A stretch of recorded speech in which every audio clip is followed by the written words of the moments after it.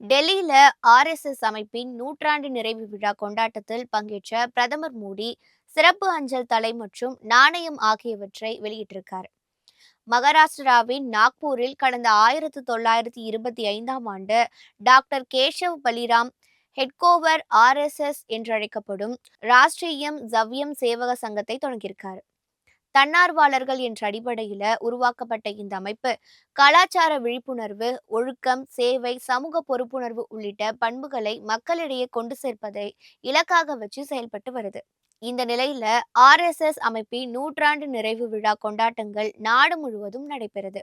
டெல்லியில உள்ள டாக்டர் அம்பேத்கர் சர்வதேச மையத்துல ஆர்எஸ்எஸ் நூற்றாண்டு நிறைவு விழா கொண்டாட்டத்தில் தலைமை விருந்தினராக பிரதமர் மோடி பங்கேற்கிறார்.